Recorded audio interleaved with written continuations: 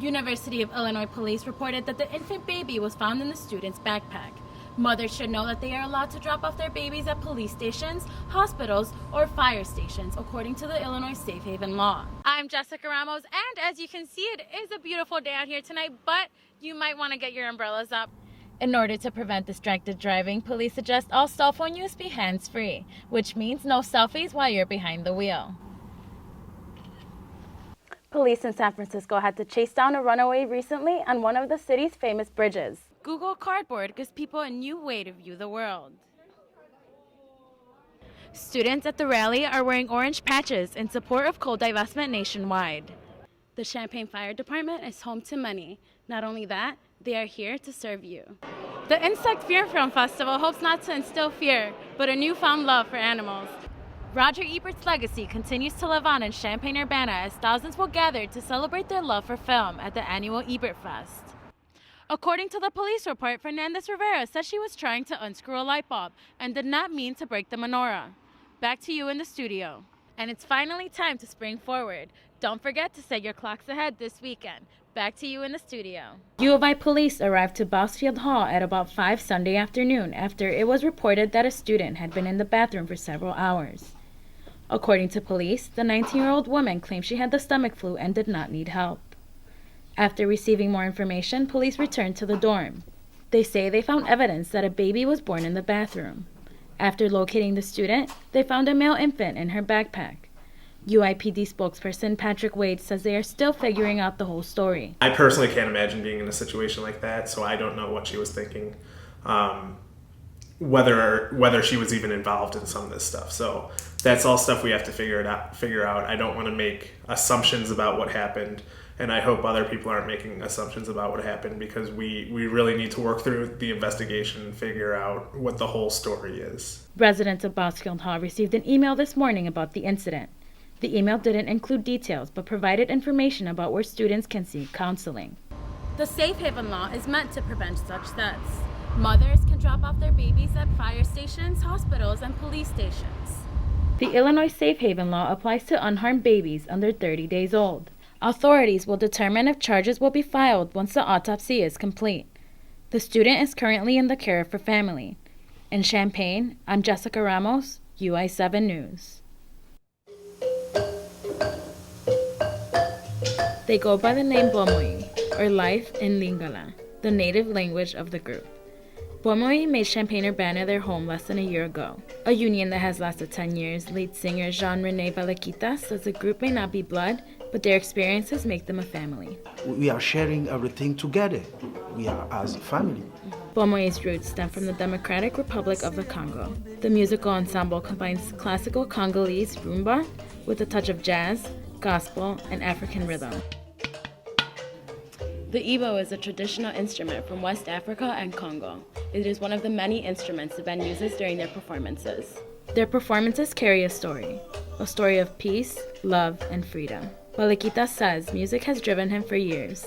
It dates back to his days as a music teacher in his homeland. I believe in God, and He is my first inspiration. He is also a member of the church choir. Community members like Sally Hudson recognize his passion for music. He has such a presence that the smile just exuberates all over the congregation. Balaquita says his relationship with God allows him to see life through a different lens, and it inspires him to write. He writes about the situations in his life and of those around him. One of his songs is, "We are the salt of the earth." Like you and me, we have to be the salt, to be useful, to influence people in the right direction. Jean-René Balaquita says he hopes to continue making music with his family, Bomoi, and living his life through music. In Champaign, I'm Jessica Ramos, UI7 News. A coalition that began during the movement to end apartheid, Divest Now is the home of generations of students seeking change on campus. This time, they are committed to ending U of I's investments in the coal industry. For several years, the Divest Now campaign at U of I has seen students like former President Drew O'Brien continue advocating even after graduating. In some ways, it is a torch that continues to be passed on. The leadership of this campaign has been extremely strong, and no matter what happens, we will keep organizing, keep making our voices heard, and keep fighting the good fight.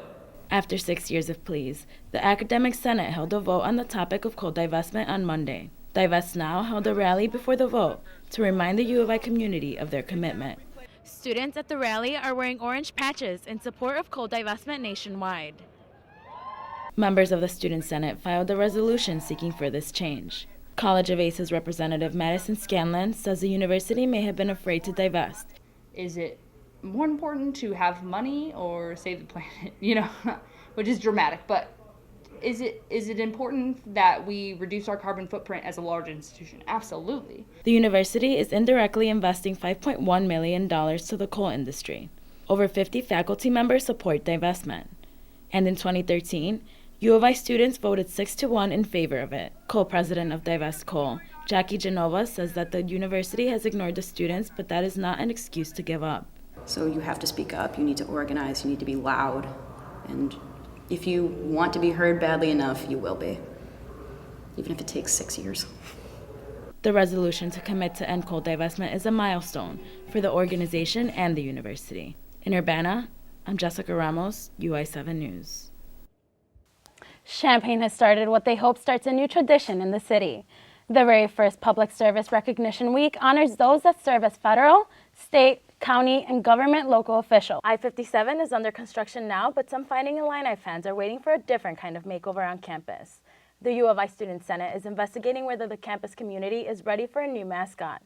The University of Illinois is teaching students to stand up for what they believe in. In 2013, students voted 6-1 to eliminate the university's coal divestment. UI7's Shannon Kelly joins us live from Urbana with a look at your FastCast for tonight. The Academic Senate has approved a resolution asking the university to divest funds from coal.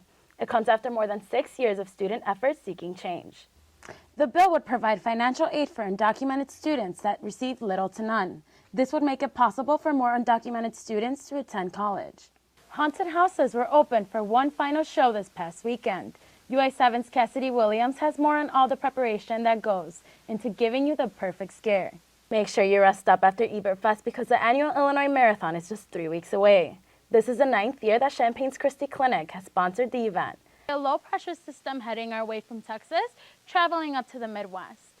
Here you can see the storm actually traveling up to Illinois, which we might be seeing later tonight. Thanks for watching and have a great day.